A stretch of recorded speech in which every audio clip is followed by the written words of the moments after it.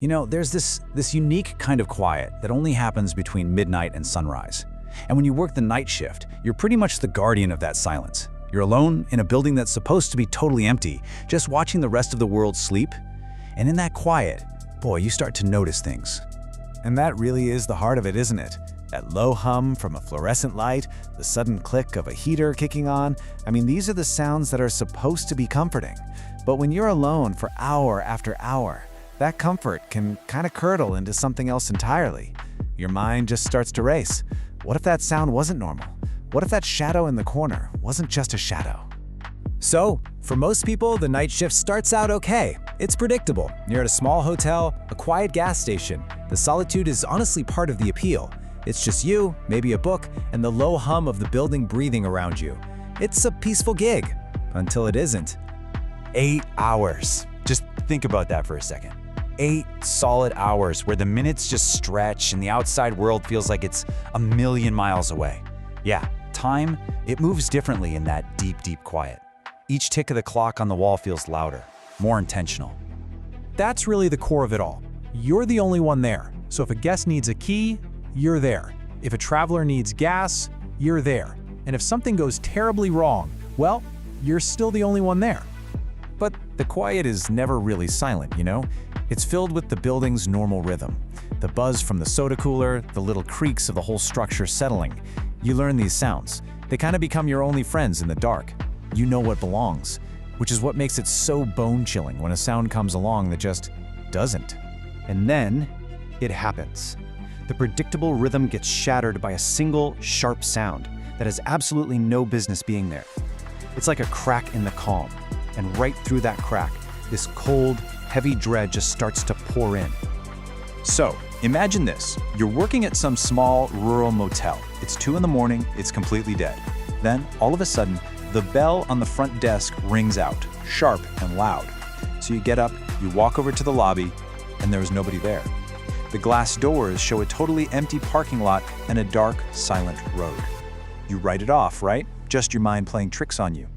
But then, 10 minutes later, it rings again. So let's just walk through this, because you can literally feel the dread building, layer by layer. It starts with a weird vibe, a guy who stares just a little too long. Then he's back, just sitting there. He's not on his phone, he's not sleeping, he's just staring at a TV that isn't even on. The real terror kicks in when you check the computer. There's no record of this guy. The credit card he gave you? Stolen. He was never a guest. He just pretended to be, to get inside the building with you, and he's been there, somewhere in the halls, for hours. Okay, so let's shift gears a little, because sometimes the threat isn't a mystery at all. Sometimes the real horror comes from knowing, with absolute certainty, that you are being watched, and that the person watching you has been paying very, very close attention. So picture this, a remote gas station.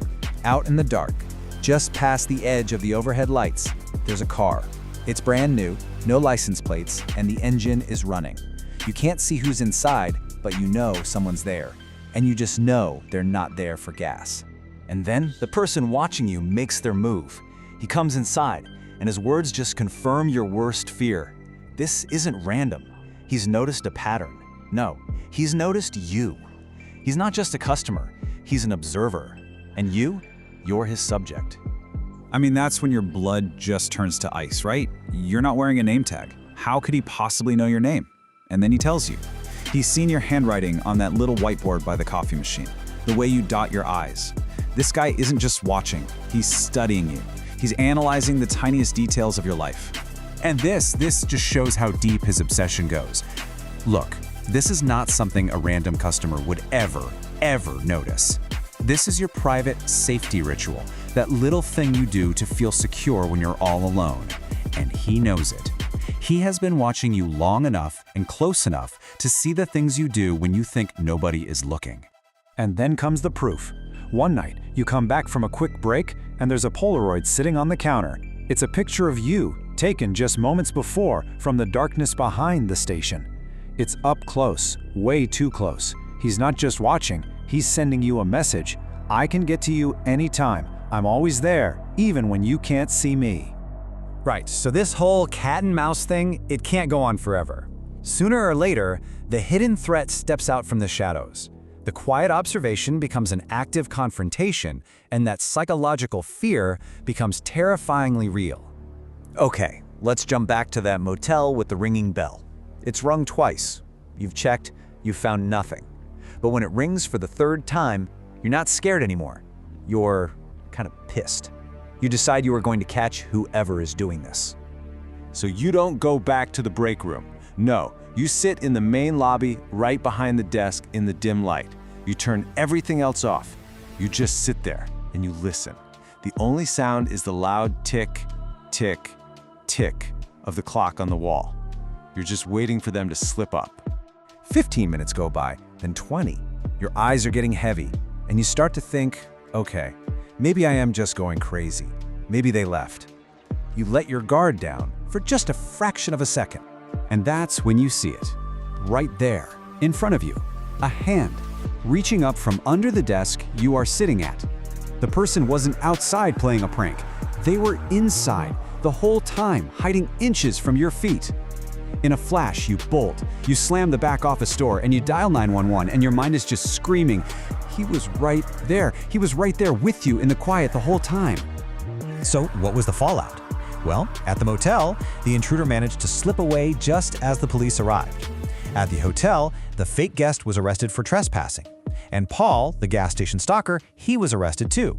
And in his car, police found a notepad filled with notes about his target's schedule, her clothes, even her groceries. The threats were absolutely real. But an arrest, it doesn't just erase the experience. It doesn't fix what was broken. The terror of those nights leaves this permanent echo. It changes how you see the world, and it especially changes how you feel about the quiet. And this is what's left behind. This is what that fear creates. A new normal. A constant state of high alert. It's holding your keys between your fingers like a weapon whenever you walk to your car. It's never feeling like you can relax, even in your own home. And the job you took for the peace and quiet? You have to quit. You can't work nights anymore. That trust you had in the quiet is just gone. And that is the real damage, isn't it? The solitude you once found so peaceful is now menacing. Every creak of the floorboards, every shadow in the corner feels like a potential threat. The silence isn't empty anymore. It feels like it's holding its breath, just waiting. We all have those quiet places we go to feel safe, our sanctuaries. But what happens when that sanctuary gets violated? What do you do when the very thing you searched for to find comfort becomes the source of your deepest fears? When the quiet is no longer safe, where do you hide?